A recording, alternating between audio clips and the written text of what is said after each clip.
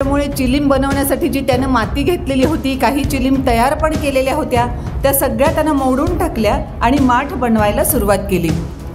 तेव्हा त्या मातीच्याही लक्षात आलं की आपण अगोदर वेगळा काहीतरी आकार घेणार होतो, पण आता मात्र आपल्यातून काहीतरी वेगळा आकार निर्माण होतोय। का UPSCची परीक्षा द्यायची असताना सुद्धा इंजिनिअरिंगच्या कोणत्या कोणत्या ब्रांचेस आहेत, मेडिकलच्या कोणत्या कोणत्या ब्रांचेसला सध्या डिमांड आहे याचा विचार करणार?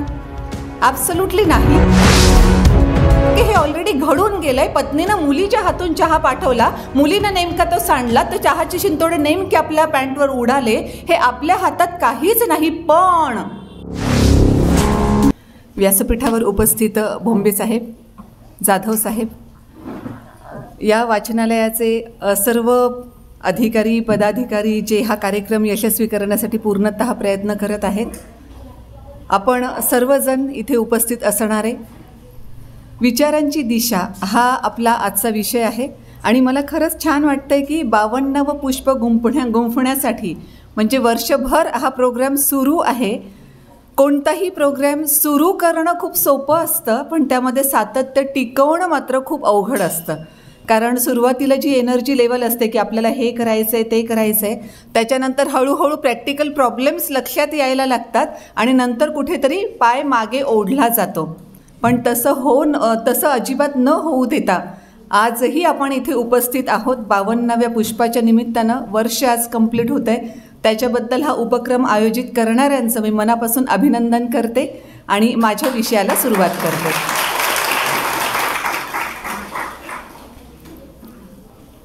एक मनुष्य मातीमधून एक चिलीम बनवत होता। तुम्हाला कदाचित माहीत असेल, जसे चिलीम हा प्रकार असतो वेगवेगळ्या, आता जसं बिडी सिगारेट अगदी तसाच पद्धतीचा नाही, पण चिलीम हा एक ओढण्याचा प्रकार असतो, फार पूर्वी तो तसा असायचा। तर एक मनुष्य मातीमधून चिलीम बनवत होता आणि चिलीम बनवत असतानाच त्याला अचानक काय वाटलं कुणास ठाऊक, त्याला असं वाटलं की आपण हे चिलीम बनवण्याच्या ऐवजी माठ बनवले पाहिजे। त्याच्यामुळे चिलीम बनवण्यासाठी जी त्यानं माती घेतलेली होती, काही चिलीम तयार पण केलेल्या होत्या, त्या सगळ्या त्यानं मोडून टाकल्या आणि माठ बनवायला सुरुवात केली। तेव्हा त्या मातीच्याही लक्षात आलं की आपण अगोदर वेगळा काहीतरी आकार घेणार होतो, पण आता मात्र आपल्यातून काहीतरी वेगळा आकार निर्माण होतोय।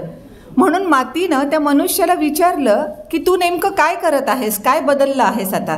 आणि त्या मनुष्यानं असं सांगितलं की मी अगोदर तुझ्यामधून चिलीम बनवणार होतो, पण आता मात्र माझा विचार बदललाय, आता मी तुझ्यामधून माठ निर्माण करतो आहे। आणि त्या मातीनं उत्तर दिलं, हे मनुष्य, तूने तेरी सोच क्या बदली, मेरी तो जिंदगी बदल गई। अगर तू चिलीम बनाता तो मैं खुद भी गर्म रहती, औरों को भी गर्माहट देती, लेकिन अभी तू जब मटके बना रहा है, मैं खुद भी शीतल रहूँगी, औरों को भी शीतलता दूंगी। तूने तेरी सोच क्या बदली, मेरी तो जिंदगी बदल गई।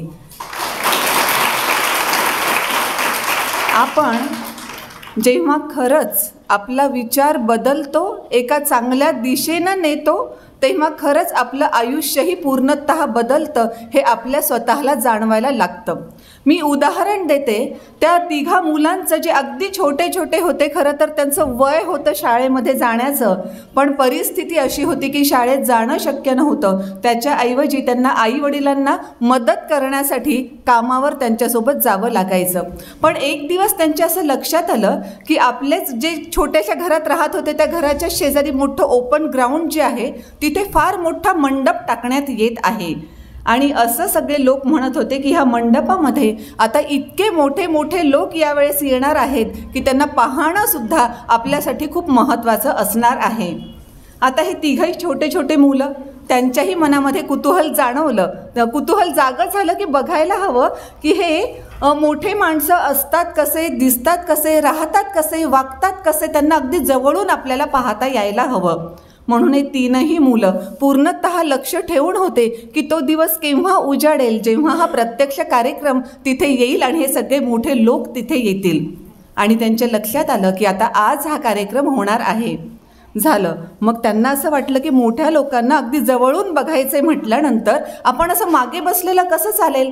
त्याच्यामुळे त्यांनी आईवडिलांना सांगितलं की आज आम्ही कामावर जाणार नाही, आम्हाला ते मोठे लोक बघायचे आहे. आणि जे सगळ्या खुर्च्या रिकाम्याच होत्या, कारण कार्यक्रमाला अजून थोडासा वेळ होता, या तीनही मुलांनी एकदम पुढे येऊन सगळ्यात समोरच्या 3 खुर्च्या ज्या होत्या त्याच्यावर ते बसून गेले आणि वाट पाहू लागले की आता हे मोठे लोक येतील आणि त्यांना आपल्याला इतक्या जवळून बघायला मिळेल. आणि हळूहळू तो सभामंडप सगळा भरायला लागला, सगळे प्रेक्षक वर्ग तिथे यायला लागले, हळूहळू व्यासपीठावरचे सुद्धा लोक यायला लागले. आणि अचानक त्यांना असं जाणवलं की काही पावलांचे आवाज आपल्याजवळ येऊन थांबले आहेत. म्हणून त्यांनी जस्ट वळून बघितलं की कोण हे लोक आपल्याजवळ येऊन थांबले. पाहिलं तर सुटाबुटातले, कोट बीट घातलेले 5-6 लोक होते आणि त्यातल्या एका जणानं फार वाईट पद्धतीने ह्या तिघांशी वर्तन केलं. तुम्हाला इथे बसायला काय लागतं, तुमची काही लायकी आहे का, वगैरे वगैरे. त्यांना जे काही वाटलं असेल अक्षरशः त्यांचा अपमान केला आणि तिघांनाही त्या मंडपाच्या एकदम बाहेर हाकलून दिलं. मंडपाच्या बाहेर बघा, तिघांनाही एकाच प्रकारच्या शिव्या देऊन, एकाच प्रकारचं वागवून बाहेर हाकलण्यात आलं होतं. सगळ्यांसोबत सारखंच घडलं होतं. पण आपण विचार जसा करतो ना तसं आपलं आयुष्य घडतं असं म्हटलं जातं. मंडपाच्या बाहेर अशा अपमानास्पद रीतीनं बाहेर हाकलून दिल्यानंतर या तिघांच्याही डोक्यात आपले आपले विचार यायला सुरुवात झाली. एका मुलाच्या डोक्यामध्ये असं आलं की वाव, असं सुटाबुटामध्ये, कोटामध्ये असणं किंवा मोठं माणूस बनणं किती छान असतं ना.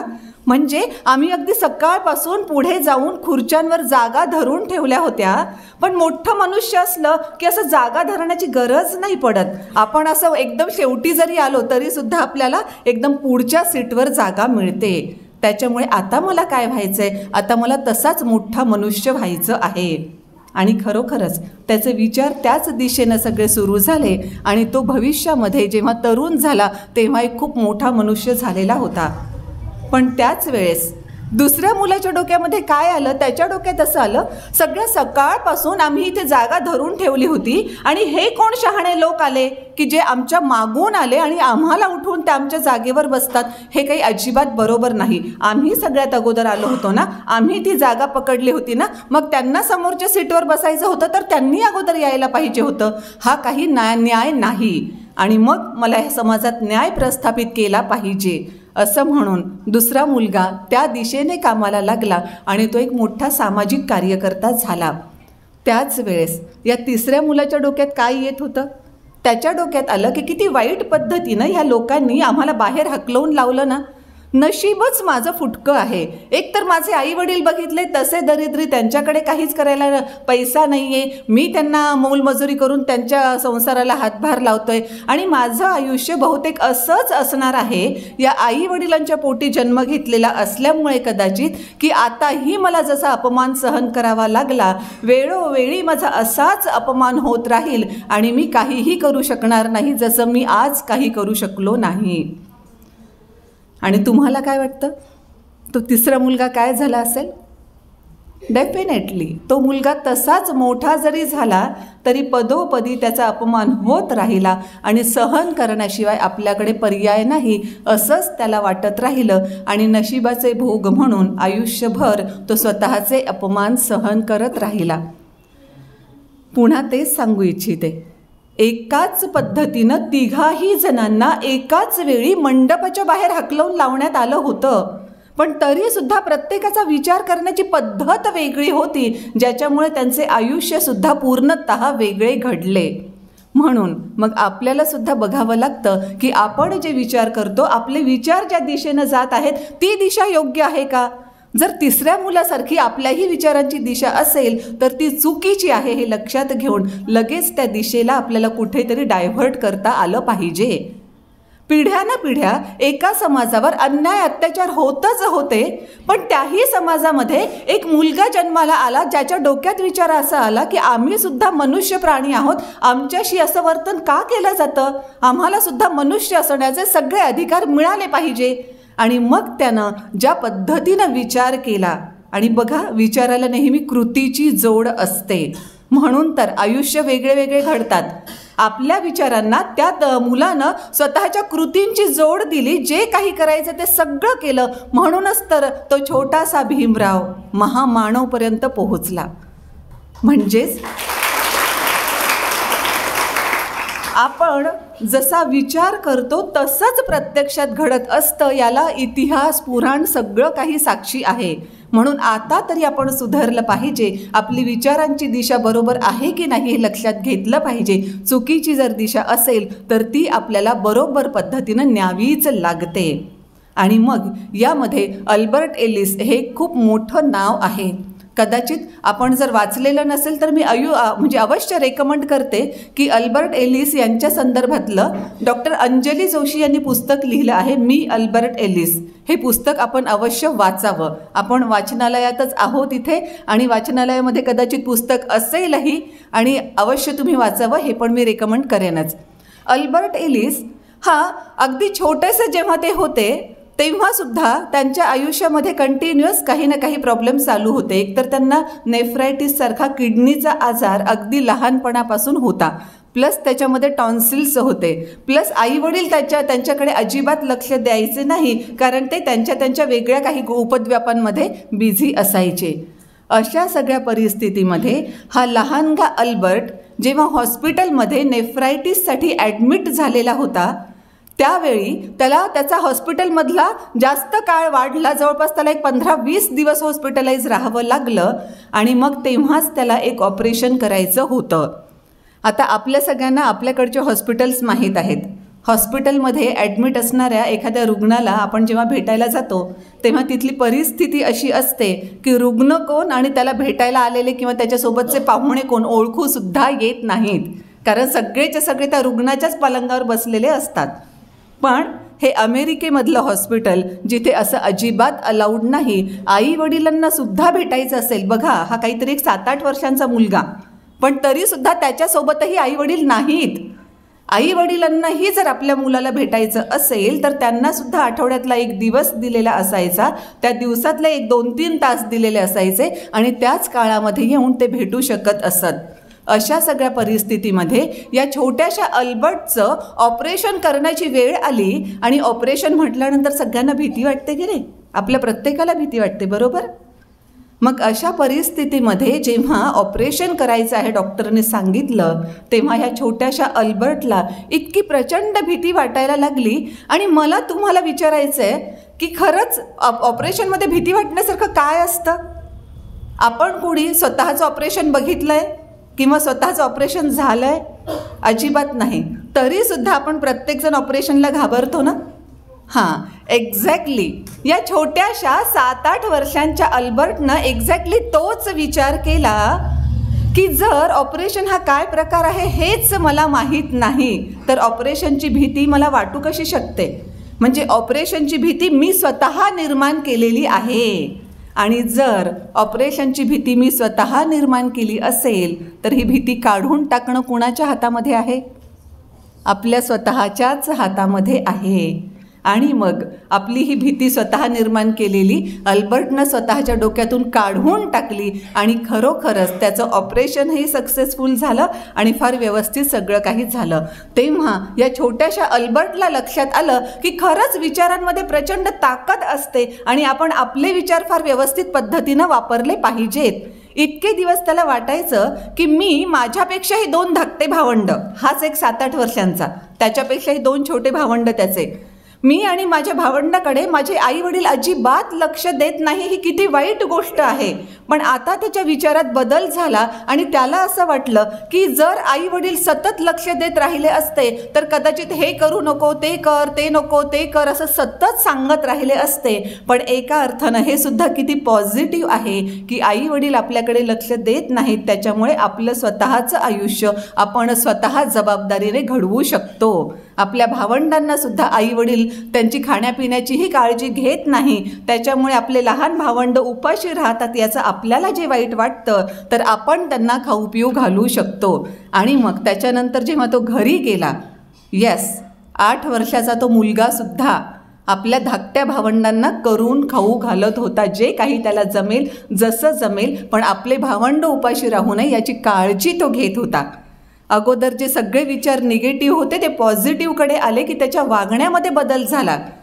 विचारांमुळे आपल्या कृती बदलतात हे जे मी सांगत आहे त्याच्यासाठी आणखी जस्ट एक तुमच्या लक्षात आणून देऊ इच्छिते.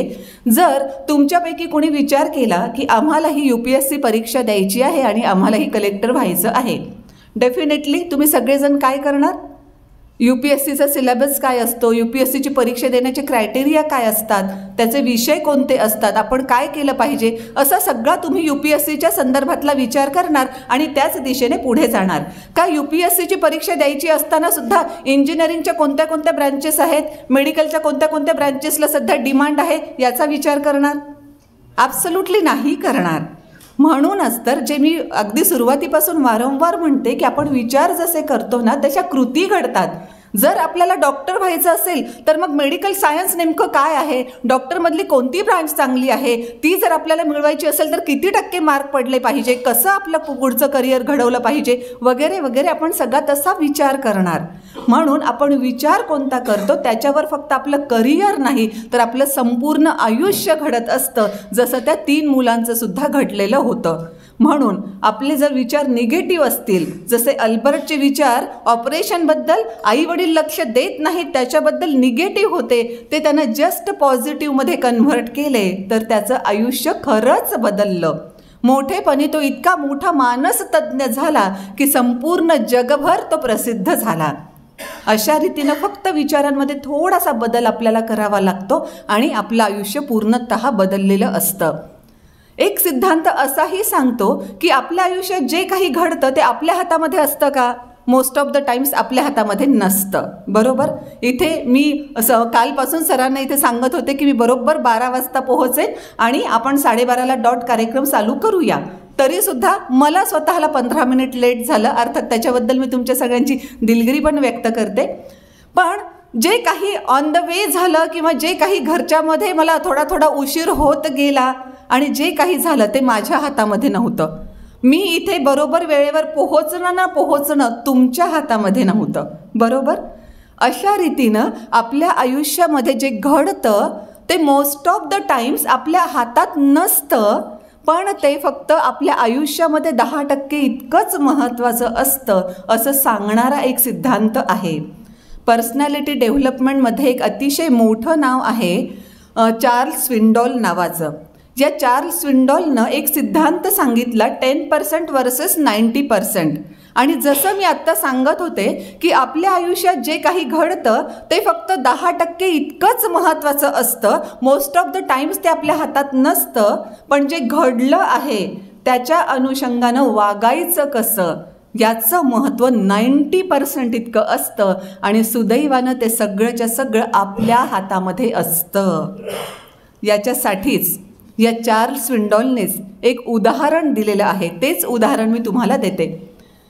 एक कॉर्पोरेट सेक्टरमधला हा मनुष्य आणि त्याला जायची घाई होती आज सकाळपासूनच, कारण एक मोठं डील त्याला आज फायनल करायचं होतं. मग त्या डीलमध्ये आपण कुठेही कमी पडू नये म्हणून त्या सगळ्या गोष्टींचा व्यवस्थित अभ्यास करता यावा याच्यासाठी महत्त्वाचे कागदपत्र त्याने सगळे आदल्या रात्रीच कंपनीमधून घरी आणले होते. रात्रभर भरपूर अभ्यास केला होता. आता सतत त्याच्या घड्याळीकडे लक्ष चाललं होतं, कारण एवढं मोठं डील फायनल करायचं आहे तर आपल्याला वेळेवर तिथे पोहोचलं पाहिजे हे त्याच्या डोक्यामध्ये होतं. आणि जेव्हा त्यानं सगळं काही आवरलं, तो शूजची लेस बांधायला लागला, तेव्हा त्यानं आवाज दिला पत्नीला आणि सांगितलं की पटकन मला चहा घेऊन ये. आता ही त्याची पत्नी नेमकं काहीतरी कामामध्ये होती. तिनं आपल्या मुलीच्या हातामध्ये चहाची कप्बशी दिली आणि सांगितलं, जा बेटा पप्पांना हा चहा नेऊन दे. ती मुलगी ती बरेचदा चहा घेऊन यायची सुद्धा. त्या दिवशी सुद्धा वडिलांसाठी तसा ती चहा घेऊन आली, पण माहीत नाही काय झालं, कशाला तरी अडखळली आणि तिच्या हातातून चहाची कप्बशी खाली पडली. खाली पडल्यानंतर लगेच याचं लक्ष गेलं स्वतःकडे की आपल्याला काही प्रॉब्लेम झाला आहे का. तर लक्षात असं आलं की त्याच्या पॅन्टवर चहाचे 4-5 थेंब सांडलेले होते. झालं त्याला वाटलं एवढं मोठं डील मला फायनल करायचं आहे आणि ही अशी चहा सांडलेली पॅन्ट घालून मी जायचं का? अजिबात योग्य नाही वाटणार. आता मला ही पॅन्ट बदलावी लागेल. पुन्हा त्याचं घड्याळाकडे लक्ष. एक एक मिनिट मला उशीर होतो, एक एक सेकंद माझ्यासाठी खूप महत्त्वाचा आहे, हे सगळं त्याच्या डोक्यात चालू. तसाच हा बेडरूममध्ये गेला पॅन्ट बदलण्यासाठी. त्याच्यावर ऑलरेडी टाईम प्रेशर होतं. त्या डीलमध्ये काय होईल, तो समोरचा माणूस काय म्हणेल, आपण त्याला काय म्हणायचं, हे सगळे विचार त्याच्या डोक्यामध्ये चालू होते. आणि त्याच्यात पुन्हा ही पॅन्ट बदलण्याचं काम आपल्यावर पुन्हा एकदा आलं. हे त्याच्या डोक्यात कुठेतरी आलं आणि त्यानं मोठमोठ्यानं आवाज देऊन पत्नीवर ओरडायला सुरुवात केली. तुला समजत नाही का माझ्यासाठी किती महत्त्वाचं डील आहे? तुझ्यामुळे माझा वेळ वाया जातोय. तू अगोदरच का नाही आणून दिला चहा? तिच्या हाताने कशाला पाठवला वगैरे वगैरे वगैरे त्यांनी बडबड सुरू केली.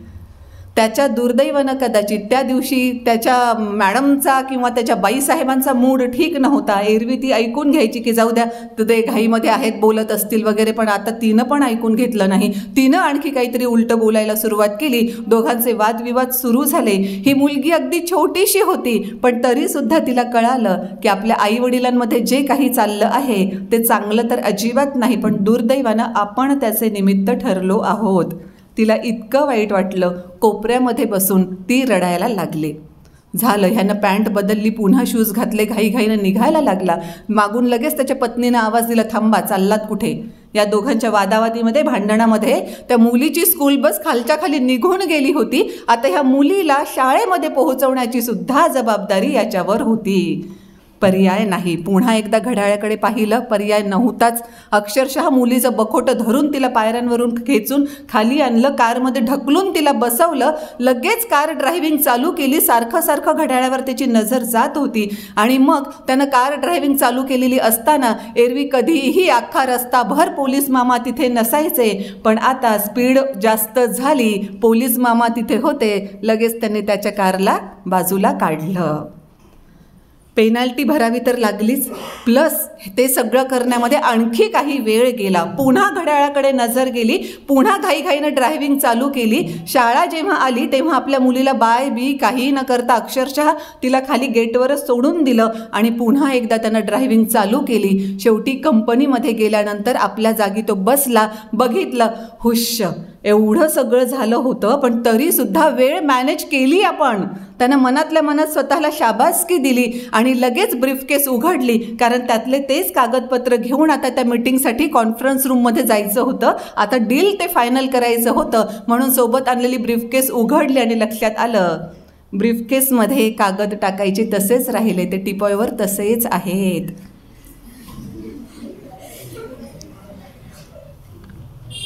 झालं काय होतं? पॅन्टवर चहाचे 4-5 शिंतोडे उडाले होते.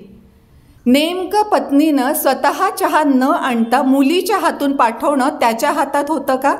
नाही. मुलगी एरवीसुद्धा चहा आणायची, पण नेमकं आता अडखळणं तिच्या हातात होतं का किंवा त्याच्या हातात होतं का? नाही. बरं, चहा सांडला, कब्बशी फुटली, काही हरकत नाही, पण ते शिंतोडे पॅन्टवरच उडायला पाहिजे होते का? पण पॅन्टवर शिंतोडे उडणं हे त्याच्या हातात होतं का? नाही. झालं काय होतं? पॅन्टवर शिंतोडे उडाले होते आणि पुढे एवढं सगळं झालं. मग जर त्याच्याही लक्षात आलं असतं, त्याला जर ऑलरेडी माहीत असतं की जे घडतं ते आपल्या हातात नसतं, पण त्याचं महत्त्व फक्त 10% इतकंच असतं. आता 10% हे ऑलरेडी घडून गेलंय. पत्नीनं मुलीच्या हातून चहा पाठवला, मुलीनं नेमका तो सांडला, तर चहाची शिंतोडे नेमके आपल्या पॅन्टवर उडाले. हे आपल्या हातात काहीच नाही, पण आता 90% माझ्या हातात आहे. जे घडतं ते माझ्या हातात नव्हतं, पण आता पुढे काय करायचं आहे ते माझ्या हातात आहे. हे जर त्यानं लक्षात घेतलं असतं तर कदाचित प्रसंग पूर्ण वेगळा घडला असता. मंगेश पाडगावकरांनी जसं सांगितलं, जगायचं कसं तुमचं तुम्ही ठरवायचे, हसत जगायचे का रडत जगायचे. तसं पॅन्ट तर बदलायचीच आहे. बायकोवर ओरडत बदलायची का शांतपणानं जाऊन बदलायची हे त्यानं ठरवलं असतं.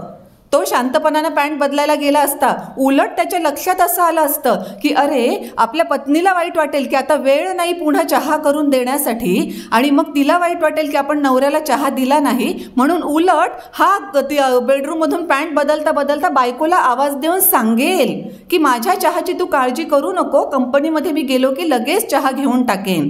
आणि वातावरण सगळं छान असल्यामुळे त्या मुलीलाही छान बाय बाय करेल, तिची स्कूल बस निघून जाणार नाही, हा सुद्धा आठवणीनं त्या ब्रीफकेसमध्ये सगळे कागद टाकेल आणि मग निघेल. पोलीस मामांकडेही वेळ गेला नसता, कुठेच गेला नसता. सगळं काही त्याचं डील सगळं फायनल झाल्यानंतर जेव्हा तो संध्याकाळी घरी परत येईल, त्या संध्याकाळी किंवा आणखी 1-2 दिवसानंतर तो पत्नीला कदाचित सांगू शकला असता की जेव्हा मला अशी घाई असते तेव्हा असा माझा एकही सेकंद वाया जाणं मला परवडत नाही, म्हणून अशा वेळेस तू मला आणून देत राहा किंवा मला तिकडे बोलवत राहा. प्लस मुलीलाही समजावून सांगितलं असतं की बेटा ती चहाची कप्पशी पडली फुटली ह्याचा काही प्रॉब्लेम नाही, पण जर तू व्यवस्थित काळजी घेतली नसतीस किंवा पुढेही घेतली नाही तर ही कप्पशी कदाचित तुझ्या पायावरही पडली असती, त्या कप्पशीचंही तुला काहीतरी लागलं असतं आणि चहामुळे सुद्धा तुला भाजलं असतं. त्याच्यामुळे तू अशी काळजी घ्यायला हवीस, हे त्यानं सगळं व्यवस्थित सांगितलं असतं. कोणता प्रसंग आपल्याला जास्त छान वाटतो? दुसरा ना, आपल्या घरामध्ये कोणता प्रसंग नेहमी घडतो?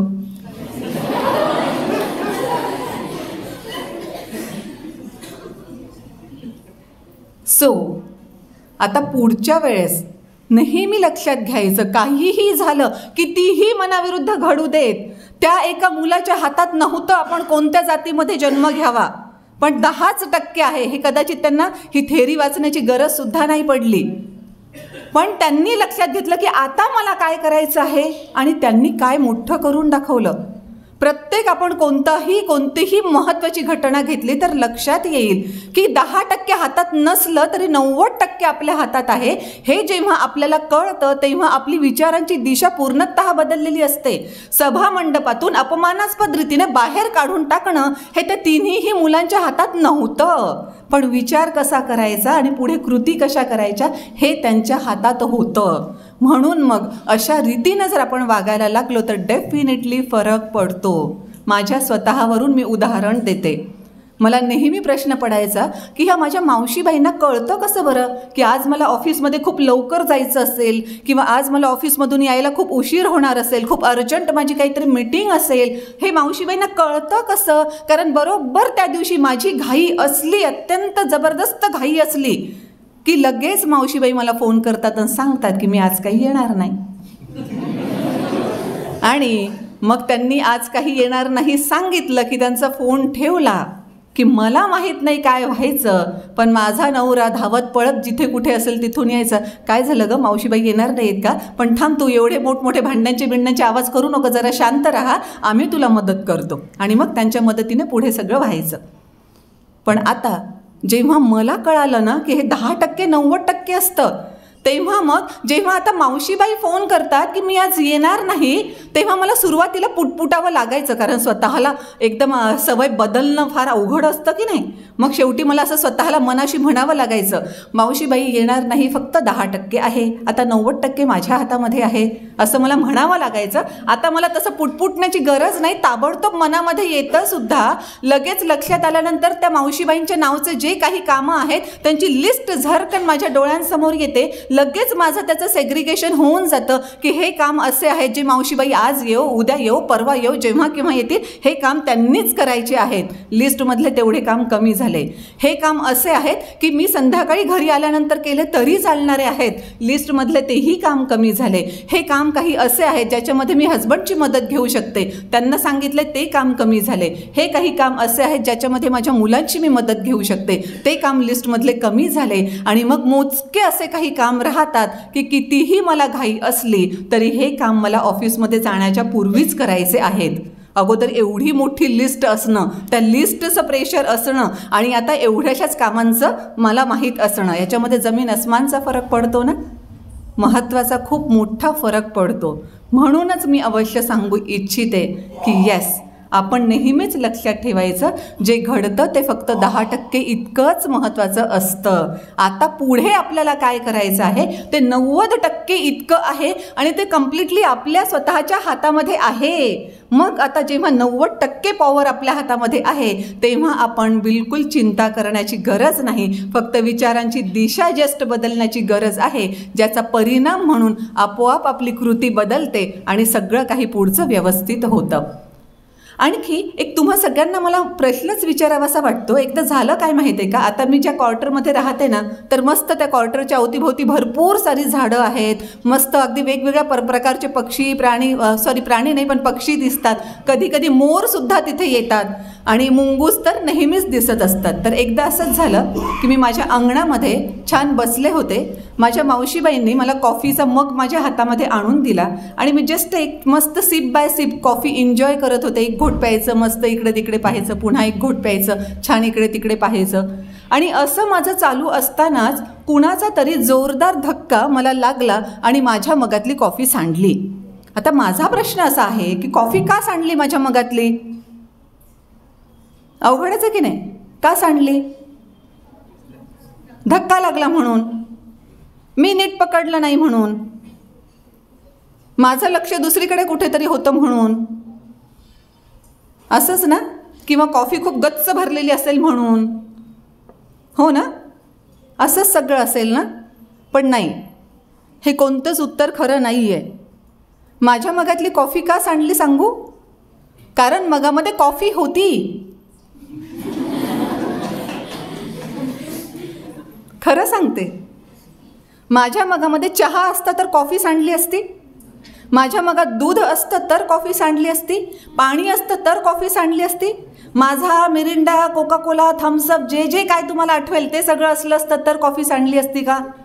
ॲब्सोल्युटली नाही. म्हणजे मी जे उत्तर दिलं ते बरोबर आहे. माझ्या मगात कॉफी होती म्हणून कॉफी सांडली.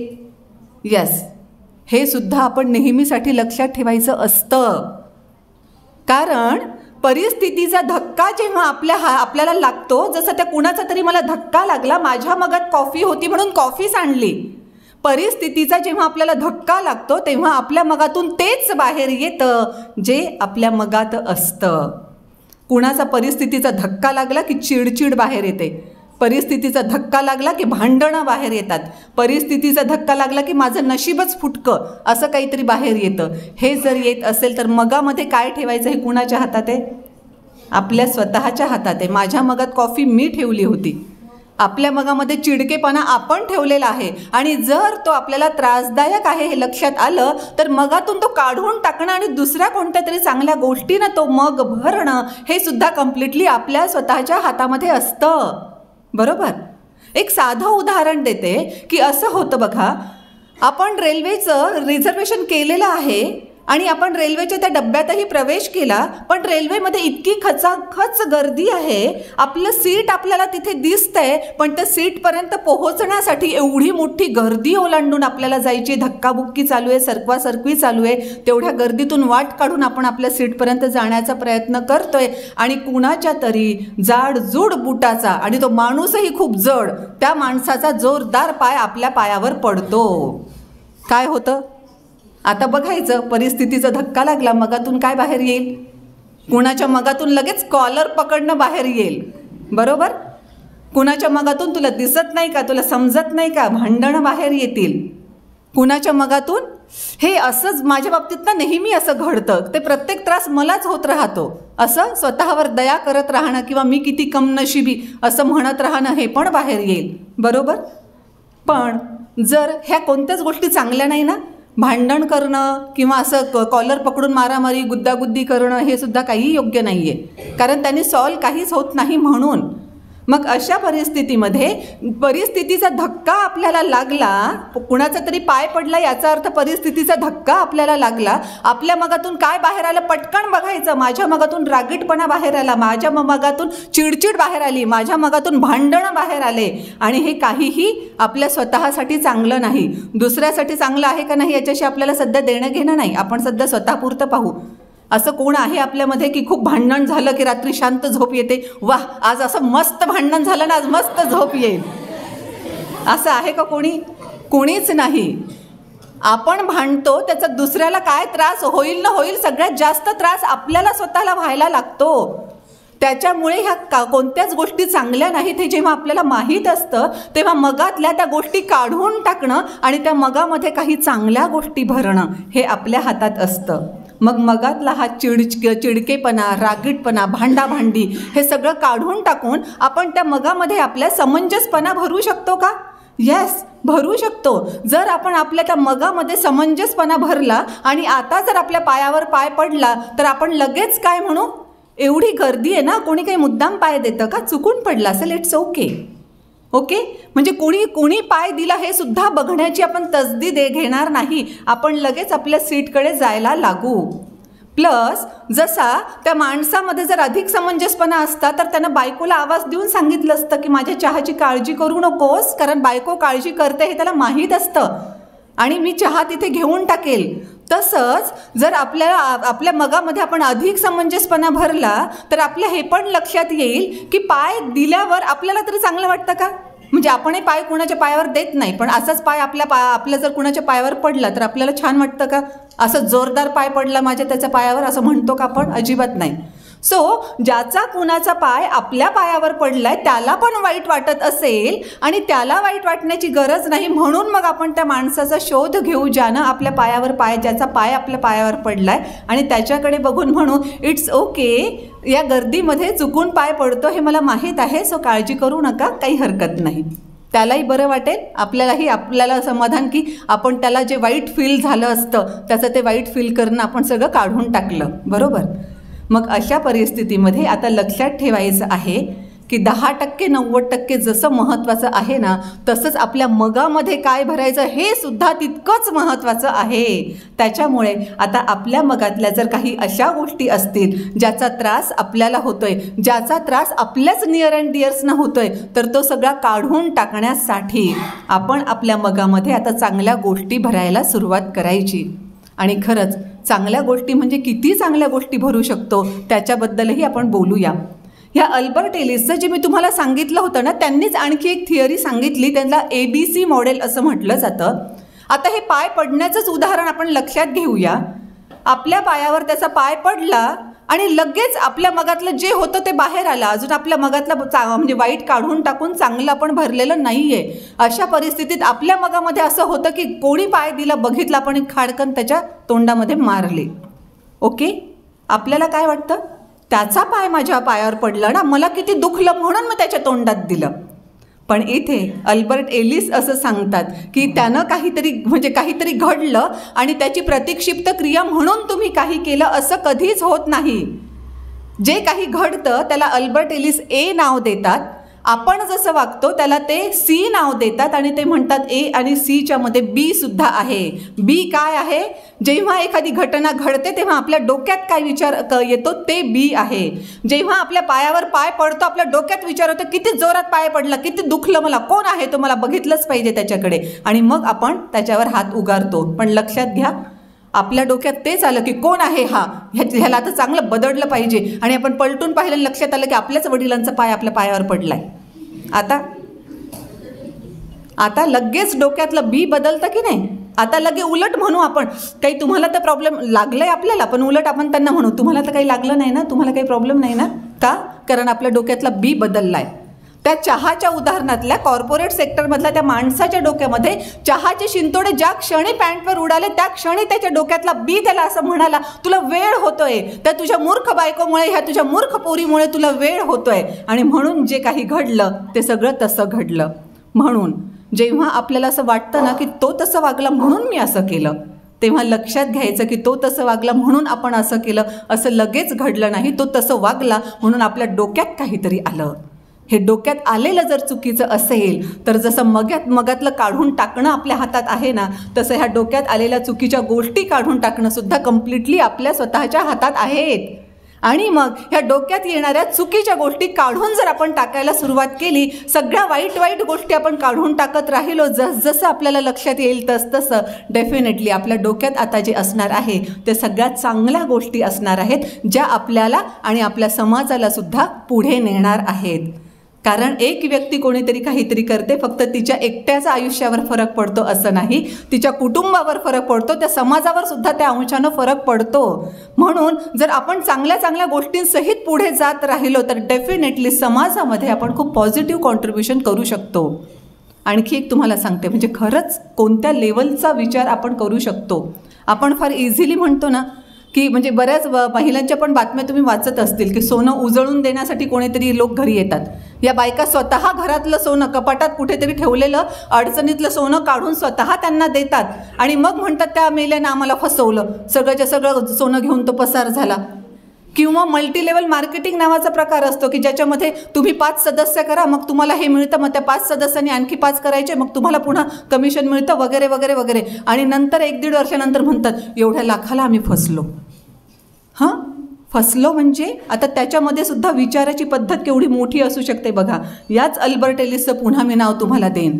या अल्बर्ट एलिसनी काउन्सिलिंग हा जो प्रकार चालतो ना सध्या, की काही झालं तर काउन्सिलरकडे जा, तर अशा परिस्थितीमध्ये काउन्सिलिंग हा प्रकार स्वतः या अल्बर्ट एलिसने सुरू केला. काउन्सिलिंग हा प्रकार सगळ्यात मोठा त्यानं वाढवला. स्वतःकडची सगळी जमापुंजी खर्च करून मोठं ऑफिससारखं त्यानं सगळं बनवलं, सगळं काही त्यानं सुरू केलं. आणि जेव्हा याच्याच नावावर ते सगळं इन्स्टिट्यूट चालत होतं आणि जेव्हा ह्या अल्बर्ट एलिस म्हातारा झाला, त्याच्या मेडिसिनवर खर्च करावा लागू लागला, तेव्हा या इन्स्टिट्यूटने सांगितलं आम्ही 1 पैसा पण देणार नाही. इतकंच नाही तर या इन्स्टिट्यूटने त्यालाच त्याच्याच घराच्या बाहेर काढण्याचा प्रयत्न केला आणि बरेच काही गोष्टी त्याच्याबद्दल अशा घडल्या. अर्थात नंतर त्यांनी कायदेशीर फाईट केली वगैरे वगैरे, ती गोष्ट वेगळी. पण अतिशय म्हणजे वार्धक्य असताना, वेगवेगळे आजार झालेले असताना पुन्हा कोर्टाच्या खेट्या घालावं लागणं हे तसं वाईटच ना. तर तेव्हा अल्बर्ट एलिसचं एक वाक्य खूप महत्त्वाचं आहे. माझ्या आयुष्यावर त्या वाक्याने खूप मोठा परिणाम घडवला, म्हणून अवश्य तुम्हाला सांगते. त्यांनी असं सांगितलं, सगळेजण म्हणत होते ना अल्बर्ट एलिसला की तुम्हाला ह्या तुमच्याच लोकांनी फसवलं, तुमच्याच चांगल्या लोकांनी तुमच्या पाठीत खंजीर टाकला वगैरे वगैरे सगळं. तेव्हा हे अल्बर्ट एलिसचं वाक्य असं आहे, त्यांनी मला फसवलं, हे जेवढं खरं आहे तेवढंच खरं मी फसला गेलो हे सुद्धा आहे. आपण जबाबदारी कुणावर टाकतो? ते आले आणि त्यांनी मला फसवलं, हे आले आणि ह्यांनी मला त्याच्यात अडकवलं आणि मला फसवलं. अरे ते काय काय करायला आले होते, पण तुम्ही पण गेले हे मान्य करा ना. जेव्हा आपण स्वतःची जबाबदारी मान्य करतो तेव्हा प्रत्येक पाऊल आपण अगदी फुंकून उचलतो. याच्यामध्ये काही दगाफटका तर होणार नाही ना, मी उचललेलं पाऊल बरोबर तर आहे ना, हा सगळा विचार आपण करतो. पण जेव्हा आपण सगळे इतरांकडे बोट दाखवायला लागतो तेव्हा स्वतःवर अजिबात जबाबदारी घेत नाही आणि मग काय लोकांची सहानुभूती पण आपल्याला मिळत राहते. पण लक्षात घेतलं पाहिजे, त्या सहानुभूतीनं आपलं झालेलं नुकसान परत येत नाही. त्याच्यामुळे स्वतःची पण जबाबदारी ओळखली पाहिजे. आणखी एक तुम्हाला उदाहरण द्यावंच लागेल, व्हिक्टर फ्रँकल यांचं. आपण सगळ्यांनी इतिहासामध्ये शिकलं आहे की नाझींनी प्रचंड छळ केला सगळ्यांचा, ज्यूंचा. त्याच्यामध्येच हे व्हिक्टर फ्रँकल होते, ते सायकियाट्रिस्ट होते आणि त्यांचासुद्धा प्रचंड छळ झाला. जे कॉन्सन्ट्रेशन कॅम्प होते, छळ छावण्या, त्याच्यामधल्या 6 कॉन्सन्ट्रेशन कॅम्प असे होते की ज्याच्यामध्ये छळाची परिसीमासुद्धा ओलांडली गेली होती. म्हणजे एखाद्या ज्यूला मारून टाकायचं असेल तर इतक्या वाईट पद्धतीनं सुद्धा मारून टाकलं जायचं की त्या जिवंत ज्यूचा 1 हात आणि 1 पाय एका झाडाला दोरीच्या सहाय्यानं बांधला जायचा, दुसरा हात आणि दुसरा पाय दोरीच्या सहाय्यानं दुसऱ्या झाडाला बांधला जायचा आणि दुसरे 2 माणसं यायचे आणि हे झाडाला बांधलेलं जे आहे ना, दोन्ही झाड विरुद्ध दिशेला एकदम कट करायचे. हा जिवंत माणूस त्याच्यामध्ये काय होत असेल त्याचं? तर इतक्या वाईट प्रकारच्या ऑशविट्सच्या छळछावणीमध्ये हे व्हिक्टर फ्रँकल होते आणि तरीसुद्धा त्याही तिथे असताना ते प्रयत्न करत होते की आपल्यासारखेच जे लोक असतील त्यांना आपण एनकरेज केलं पाहिजे, त्यांच्यामध्ये जगण्याची उमेद जागवली पाहिजे. कारण शेवटी हे संपेल कधीतरी, कदाचित आपण जिवंत असताना हे संपेल, आपण बाहेर पडू शकू. त्यांचा प्रयत्न पूर्ण चालू होता. नंतर मग पुन्हा हिटलरचा पराभव झाला, रशियन फौजा आल्या, हे सगळे मुक्त झाले जेवढे होते तेवढे वगैरे वगैरे, ते सगळं झालं. तर यांच्या अपेक्षेनुसार यांनी पूर्ण स्वतःचं कुटुंब गमावलेलं होतं, हे एकटेच जिवंत राहिलेले होते. आणि तरीसुद्धा मग ते ह्याच्यासाठी म्हटले की आता जे या छळामधून वाचलेले आहेत, सुटलेले लोक आहेत, त्या सगळ्यांना सायकोलॉजिकल प्रॉब्लेम सुरू झालेले होते. कारण इतका अतोनात छळ सहन केलेला होता की वेगवेगळे प्रॉब्लेम सुरू झाले. त्या सगळ्यांना बरं करण्याचं काम नंतर ह्या व्हिक्टर फ्रँकलनं केलं. सो व्हिक्टर फ्रँकल असं म्हणतात की एवढं सगळीकडे वाईट वाईट वाईट दिसत असताना सुद्धा मी हे सगळं चांगलं करू शकलो, त्याचं कारण काय आहे? तर त्यांचंही एक वाक्य अतिशय महत्त्वाचं आहे, आपण लक्षात घेण्यासारखं. ते असं म्हणतात की आपल्याकडून काहीही हिरावून घेतलं जाऊ शकतं. म्हणजे ह्या लोकांकडून काय हिरावून घेण्यात आलं होतं? त्यांचं स्वातंत्र्य सगळं हिरावण्यात आलं होतं. अक्षरशः त्यांच्या अंगावरचे कपडेसुद्धा हिरावण्यात आले होते. पण व्हिक्टर फ्रँकल असं म्हणतात की आपल्याकडचं काहीही हिरावून घेतलं जाऊ शकतं, तरीसुद्धा त्या परिस्थितीमध्ये विचार कसा करायचा हे आपलं स्वातंत्र्य कोणीच हिरावून घेऊ शकत नाही. परिस्थिती वाईट आहे, हे असंच चाललंय, ते तसंच चाललंय म्हणून परिस्थितीचे एक्सक्युजेस देऊन आपण जी पळवाट शोधतो ना, त्यांच्यासाठी हे वाक्य खूप महत्त्वाचं ठरेल की एवढ्या छळाच्या वेळेसुद्धा विचार स्वातंत्र्य त्यांनी कायम ठेवलं आणि म्हणून ते सगळं काही चांगलं करत गेले. आता कदाचित तुमच्या डोक्यामध्ये असं येईल की अल्बर्ट एलिसचं उदाहरण दिलं, ते होते सायकॉलॉजिस्ट. त्याच्यानंतर यांचं उदाहरण दिलं व्हिक्टर फ्रँकलचं, ते होते सायकियाट्रिस्ट. आम्ही सायकॉलॉजिस्ट पण नाही, सायकियाट्रिस्ट पण नाही, मन कसं काम करतं हे आम्हाला काहीच माहीत नाही, आम्ही बिचारे काय करणार. असं जर असेल तर तसंही तिथेही तुम्हाला अवश्य सांगू इच्छिते, अमिताभ बच्चन नाव तुम्हाला सगळ्यांना, जरी तुमची पिढी खूप नंतरची असली तरी तुम्हाला ते चांगलेच माहीत आहेत. अगोदर त्यांना जायचं होतं आकाशवाणीमध्ये, जेव्हा त्यांचं स्ट्रगलिंग पिरियड चालू होता. आकाशवाणीच्या लोकांनी अक्षरशः हाकलून दिलं, इतका भसाडा आवाज असतो का आकाशवाणीला हा आवाज चालत नाही, त्यांना हाकलून दिलं. मग त्यांनी प्रयत्न केला की आपण बॉलिवूडमध्ये काम करू. बॉलिवूडमधल्या लोकांनी सुद्धा सुरुवातीला अक्षरशः हाकलून दिलं, ही एवढी काही उंची असते का, उंची त्यांची खूप जास्त, ही काही एवढी उंची असते का कोणत्या माणसाची. आणि सगळ्यात महत्त्वाचा प्रश्न म्हणजे तुझ्या उंचीची हिरोईन आणायची कुठून, कारण तेव्हा सगळ्याच हिरोईन बुटक्या होत्या. आणि मग सगळ्या अशा परिस्थितीमध्ये तरीसुद्धा त्यांनी स्ट्रगल सगळा चालू ठेवला. आणि मग याच त्यांना कदाचित ते 10% 90% माहीत नसेल, माझ्या मगात काय भरायचं हे माहीत नसेल, त्याच्यानंतर विचारांचं स्वातंत्र्य कायम असतं हे माहीत नसेल, काहीही माहीत नसेल, पण तरीसुद्धा सगळंच्या सगळं त्यांनी स्वतः इम्प्लिमेंट केलं. आणि म्हणून तर त्याच आवाजाच्या जोरावर, ज्या आवाजासाठी त्यांना नाकारण्यात आलं होतं आकाशवाणीकडून, त्याच आवाजाच्या जोरावर याच अमिताभ बच्चननी शहेनशाह होण्याची उंची गाठली, बॉलिवूडचा शहेनशाह. ओके. अरुणिमा सिन्हाचं उदाहरण आहे, फार वाईट परिस्थितीमध्ये तिला पाय गमवावा लागला तरीसुद्धा, म्हणजे तेही वाक्य मला खूप आवडतं की एम्समध्ये असताना तिनं आयुष्याचं एम ठरवलं की मला एव्हरेस्ट सर करायचं आहे. आणि ती पहिली ठरली की जी हँडिकॅप असतानासुद्धा एव्हरेस्ट तिनं सर केला. त्याच्यानंतर आणखी एक उदाहरण देते, तिन्ही वेगवेगळ्या क्षेत्रातले उदाहरणं मुद्दाम देते मी तुम्हाला. आता हे तिसरंही उदाहरण मी जे देते तिलाही हा कॉफीचा मग 10% 90% वगैरे वगैरे ॲब्सोल्युटली काहीही माहीत असणार नाही, पण तिनं ते डायरेक्ट कृतीनं करून दाखवलं. तिलासुद्धा भर इंटरव्ह्यू पॅनलनं इंटरव्ह्यूमध्ये सांगितलं, त्या ठिकाणी इंटरव्ह्यू पॅनल हे द सुप्रीम अथॉरिटी, आणि ह्या द सुप्रीम अथॉरिटीनं तिला सांगितलं की तू अशी 62% अपंग आहेस, तुझं असं 62% हँडिकॅप असणं तुला चतुर्थ श्रेणी सफाई कर्मचाऱ्याची ही नोकरी मिळवून देऊ शकणार नाही, त्यामुळे ह्या परीक्षांचा नाद तू सोड. तिनं नाद सोडला नाही, तिनं कायदेशीर फाईट केली, पुन्हा एकदा UPSC दिली. आणि जिला भर इंटरव्ह्यूमध्ये इंटरव्ह्यू पॅनलनं सांगितलं होतं चतुर्थ श्रेणी कर्मचारी होण्याचीही तुझी पात्रता नाही, तीच इरा सिंघल कलेक्टर झाली. आता सांगण्याचा उद्देश हाच आहे, आपण सायकॉलॉजिस्ट नसलो तरीही, आपण सायकियाट्रिस्ट नसलो तरीही आपण विचार कसे करत आहोत ते आपल्याला पॉझिटिव्हली पुढे नेणारे आहेत का डिस्करेज करून मागे नेणारे आहेत हे आपण वेळीच पडताळलं पाहिजे. आणि जेव्हा ह्या सगळ्या कन्सेप्ट्स आपल्याला माहीत असतात तेव्हा या सगळ्या कन्सेप्टचा आपण वापर करून आपली विचारांची दिशा इतकी चांगल्या पद्धतीनं नेली पाहिजे की ज्याचा फायदा स्वतःच्या करिअरला स्वतःच्या आयुष्याला तर होईलच, पण आपल्या दृष्टिकोनातून आपल्या समाजाला सुद्धा आपण तो फायदा मिळवून देऊ शकू.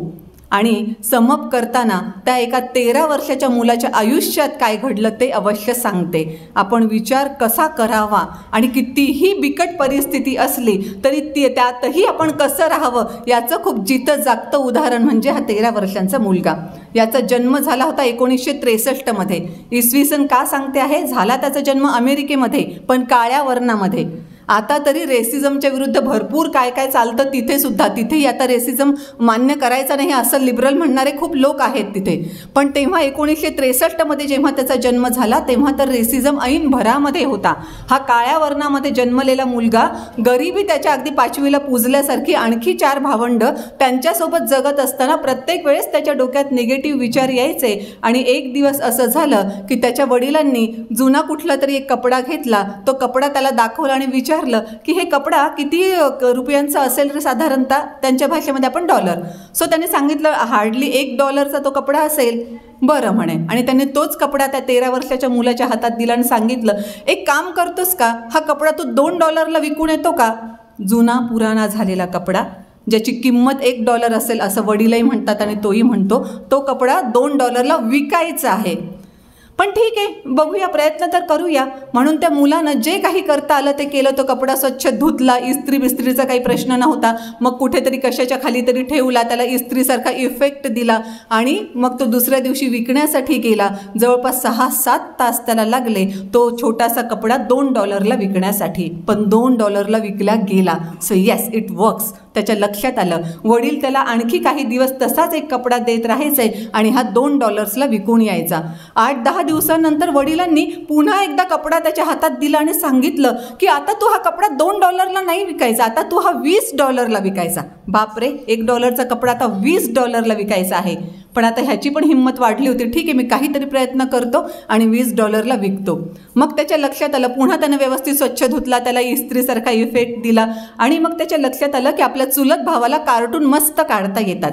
मग त्या छान स्वच्छ धुतलेल्या कपड्यावर त्यानं आपल्या चुलत भावाकडून मिकी माऊसचं आणि डोनाल्ड डकचं चित्र काढलं आणि त्याच्या लक्षात आलं की हे सगळे कार्टून्स कुणाला आवडतात, श्रीमंतांच्या पोरांना आवडतात आणि हे नक्कीच आपलं विकत घेऊ शकतील. मग तो जेव्हा इंटरव्हल झालेली असते आणि जेव्हा नंतर पुन्हा मुलांना सोडण्याची वेळ येते, तशा तिन्ही वेळेस तो मोठमोठ्या शाळांसमोर जाऊन थांबला. एका छोट्याशा मुलानं आपल्या आई जी घ्यायला आली होती तिच्याकडे हट्ट धरला की मला ते मिकी माऊस आणि ते डोनाल्ड डक पाहिजेच म्हणून. आता काही प्रॉब्लेम नव्हता. किती झाले $? $20. हिनं $20 तर दिलेच, प्लस एवढं छान त्याच्यावर कार्टून काढलेलं आहे म्हणून $5 टिप पण दिली. $1चा कपडा $25. अख्खं महिन्याचं उत्पन्न त्यानं एका दिवसात मिळवलं. आता हे झाल्यानंतर वडिलांनी पुन्हा दुसऱ्या दिवशी जेव्हा कपडा दिला, $2चे $20 केले. आता तुला चॅलेंज आहे, $20चे किती करायचे, $200. पण हा काही हरणारा नव्हता. आता ह्याचाही कॉन्फिडन्स खूप वाढत होता. मी करतो, काहीतरी डेफिनेटली करतो आणि हा कपडा $200 नक्की विकून येतो म्हणून त्यानं विचार केला. त्याच्या लक्षात असं आलं की आपल्याच इथे आपल्याच शहरामध्ये एक अतिशय तेव्हाची खूप नावाजलेली हिरोईनसुद्धा शूटिंगच्या निमित्तानं आलेली आहे. मग शूटिंगमध्ये जी गर्दी जमते त्या गर्दीत हा पण गेला. छोटासा मुलगा होता म्हणून इकडून तिकडून गर्दीतून वाट काढून तो तिच्यापर्यंत पोहोचला आणि खूप चुणचुणीतपणे त्यानं म्हटलं की मला ह्या कपड्यावर ऑटोग्राफ दे. आणि तिनं सुद्धा ह्या छोट्या मुलाचं कौतुक करत त्या कपड्यावर ऑटोग्राफ दिला सुद्धा. ह्यानं तो ऑटोग्राफवाला कपडा घेतला, भर मार्केटच्या ठिकाणी जाऊन उभा राहिला आणि ओरडायला लागला, हिचा ऑटोग्राफ असणारा कपडा $200, हिचा ऑटोग्राफ असणारा कपडा $200. अरे त्या कपड्यावर इतक्या उड्या पडल्या की त्याला अक्षरशः त्याचं ऑक्शन करावं लागलं. आणि त्याला जो कपडा $200 विकायचा होता तो किती डॉलर्सना विकला गेला, $1200 तो कपडा विकला गेला. जेव्हा $1200 कपडा विकून हा घरी आला तेव्हा वडिलांनी विचारलं, बाळा हे सगळे कपडे विकण्यामधून तू काय शिकलास. आणि त्यानं सांगितलं की मी हे शिकलो, आपला मेंदू जर आपण व्यवस्थितरित्या ॲक्टिव्हेट केला तर येस, आपल्याला जे पाहिजे ते मिळवता येतं. त्याच्या वडिलांनी त्याचं कौतुक केलं आणि आणखी एक पुढे सांगितलं, ते तर आणखी जास्त महत्त्वाचं आहे. वडिलांनी सांगितलं त्या छोट्याशा वापरलेल्या निर्जीव कपड्याची किंमत $1 जर $1200 जाऊ शकते. तू स्वतः तर सजीव आहेस, जिवंत आहे, तुझ्यामध्ये कितीतरी क्वालिटीज आहेत, तुझ्या आयुष्याचं मूल्य तर किती मोठं होऊ शकतं. आणि तेच त्यानं डोक्यात घेतलं. त्याच्या कंटिन्युअस तेच डोक्यात राहिलं की निर्जीव कपड्याची किंमत $1 $1200 जाऊ शकते. मी सजीव आहे आणि मी तर भरपूर काय आणखी शिकून घेऊ शकतो. माझं मूल्य तर कैक पटीनं वाढू शकतं. आणि हा छोटा मुलगा बास्केटबॉल खेळण्यासाठी असा का तल्लीन झाला की तो त्याच्या काळातला द ग्रेटेस्ट बास्केटबॉल प्लेयर म्हणून नावाजला गेला. त्याच्या काळातला द ग्रेटेस्ट ॲथलीट म्हणून नावाजला गेला. हा तो मायकेल जॉर्डन.